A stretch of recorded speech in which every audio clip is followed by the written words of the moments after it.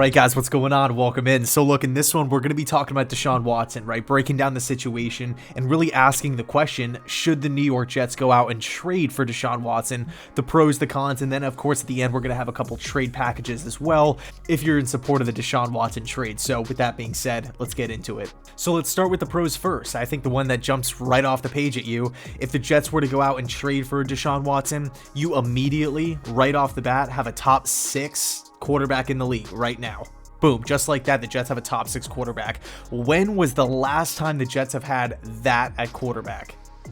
I can't recall. Okay, you're getting an instant playmaker, a franchise quarterback, a guy who has shown the ability to elevate the team around him, right? Making teammates better. Players want to play with Deshaun Watson. He has respect amongst coaches or amongst his peers, right? All the players in the league know Deshaun Watson is the real deal, okay? Accurate, mobile. He can hurt you in all 3 areas of the field, right? Down the field, intermediate, in the short passing game as well. Again, he can hurt you with his legs by extending plays. Really good at throwing on the run as well. So right off the bat, the Jets are getting a top 5, top 6 quarterback in the league immediately.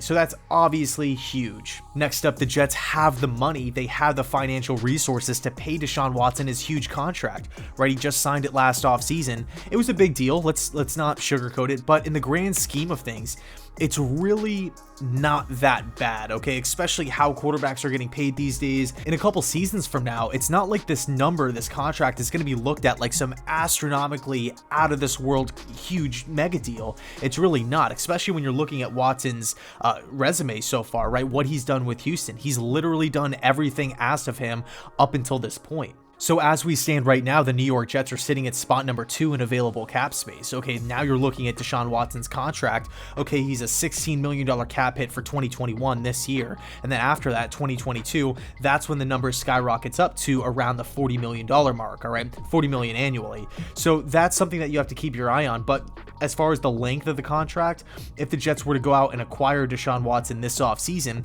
the Jets would have full control over him through 2025. That's a bargain, okay? That's a bargain. And just like a lot of things in life, you know, if you want something really, really nice, you're going to have to pay a big price, okay? But look, in the grand scheme of things, nobody's looking at this contract saying, oh my God, he's way overpaid, he's not worth it. Everybody looks at it and is like, yeah, he's a top 5, top 6 quarterback. He's worth franchise quarterback money. So next up, we have the draft assets, right? We have that capital to give to Houston in exchange for Watson. Luckily for the Jets, we have an excess of picks, right? We have a surplus. We have that first round pick of Seattle this year. We have a first round pick next year. We have that extra 3rd round pick as well. I mean, the Jets are sitting on 3 extra picks because of the Jamal Adams trade. Now, of course, you have to, look at it from both ways and say, well, if Jamal Adams got 2 first round picks, a 3rd round pick, and a starting caliber player, the offer has to be unbelievably high, right? And we're going to get into that in a second here, but really the point I'm trying to make is that the Jets have those extra picks in their back pocket if they want to strike up a deal. And last but not least, you look at why Deshaun Watson, why the Texans are struggling right now as a team. From a personnel standpoint, I mean, a lot of their guys on offense are either old, they're injured all the time, they don't really have that great of an offensive line. When you're coming to the New York Jets, yes, we don't have that much to offer as far as offensive talent, but it's not like we're completely desolate, right? You're looking at the tackle play. Mekhi Becton's one of the best tackles in the league. In his rookie season, he was outperforming a lot of people, all right? He's definitely going to be the franchise guy at left tackle. You're looking at George Fant, what he put together this season. I don't know why he doesn't get any credit. I mean, this guy played really, really well. I don't want to replace George Fant. We signed him on a cheap contract from Seattle, and we have control over him for the next couple of seasons. I love George Fant. He's playing great football at right tackle. So 2 offensive line positions are completely solid, right? We check those boxes. Then you're looking at the interior of the offensive line, where the issues actually lie, 3 position, guard, center. I think Pat Elflein, he looked good down the stretch. Now, I'm not saying we need to pay him and sign him to this mega deal or anything like that, but I think he deserves a shot to start next year. Like he should compete next year in training camp with the new offense coming in. Okay, a guy that does really well in run blocking. And then all of a sudden, the Jets only have 2 spots to fill on the offensive line. Luckily for the Jets, if they want to attack that route through free agency, Joe Tooney could be available from the Patriots. Brandon Scherf could be available from Washington. All right, again, the Jets are sitting at spot number 2 in available cap space. With Watson only being a $16 million cap hit for this season, you can easily afford to bring one of these guys in. So that's definitely something to look forward to. So all in all, it does make sense on paper, right? We can pay him his contract. We can trade Houston. We have an excess of draft picks, so it kind of softens the blow a little bit. It kind of waters it down. And we desperately need a quarterback. What better quarterback to get than a top 5, top 6 guy? When does that opportunity ever present itself? Practically never. I mean, on paper, it makes a lot of sense, but there is a flip side. There are some cons, so let's get into it. So con number 1, and I know we talked about having the surplus of picks before, we're going to have to say goodbye to those picks. We're going to have to say goodbye to a lot of draft capital. 3 first round, if it's not 3 first round picks at the very least, Houston won't even entertain it. I mean, that you're bringing up the Jamal Adams situation, the Jalen Ramsey situation, the Khalil Mack situation, all of those trades. I mean, look at the compensation. It was insanely huge. It was massive. Those teams got massive returns on those players.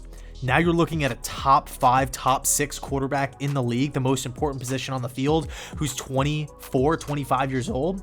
Yeah, the compensation is going to be humongous, and the Jets have to be okay with that. We have to be okay with saying goodbye to, 3 first round picks, 4 first round picks, maybe a player, maybe a couple mid-round picks as well. It's definitely going to slow down the rebuilding process for the Jets. I mean, we have to face facts here. The Jets are a 2-14 football team with a lot of holes, a lot of vacancies, a lot of positions that we need talent at. Off the top of my head, we need help at corner, outside linebacker, edge rusher, wide receiver, guard, essentially interior offensive line, so guard and center. So the Jets have to be okay with that, and they have to understand that moving forward. Like, hey, if we get Deshaun Watson in the building, that's fantastic. That's awesome.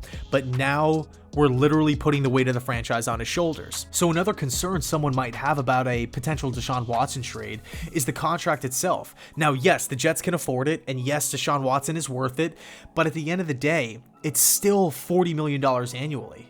That's $40 million less that you can use, that you have expendable, that you can utilize in free agency.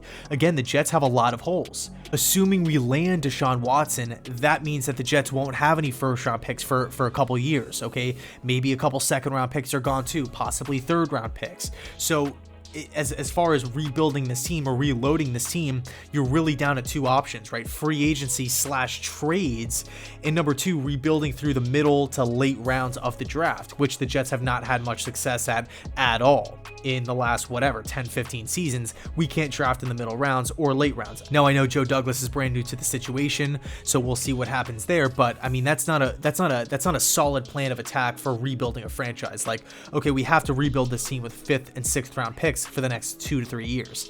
That's not sustainable. That's not realistic to say to put on a GM. So now you're looking at free agency, and all of a sudden you have $40 million less to mess around with as far as getting players in the building, helping replenish this team. So it's definitely something to look at, right? It makes you pause. So all in all, I can't wait to see where you guys stand on this, right?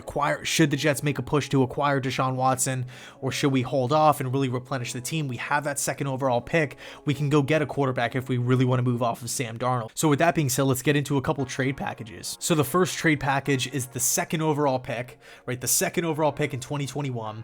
We have the 2022 first round pick. We have a 2023 first round pick, and we have both 3rd round picks in this year's draft, along with quarterback Sam Darnold. I think that's going to be the range of what Houston's looking for. A bunch of first round picks, multiple mid round picks, and then a player with a high upside, not like a veteran aging player with injury concerns or anything like that, like Brandon Cooks or Will Fuller or JJ Watt.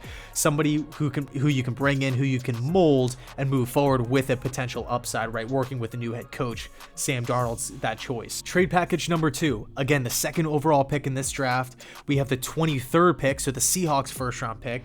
In the 2nd round in 2021, we have a 2022 first, and then Seattle's first round pick in 2022 as well. Okay, so no Sam Darnold, no young player, but this is more of a front-loaded style of contract. So one would assume we would trade Sam Darnold to, a team like Carolina or Washington or something like that, maybe Minnesota or Pittsburgh, and recoup recoup a pick from, in that way. So I could see the Texans doing something like that as well, where they tell the Jets, hey, hang on to your young players. We don't want Sam Darnold. We don't want, a guy that hasn't really worked out. We want first round picks. We want a front loaded deal. Give us 4 firsts. Give us your second round pick, which is the second pick in the second round, because we have a new GM. We have a new head coach. We want to rebuild this thing in the way we see it.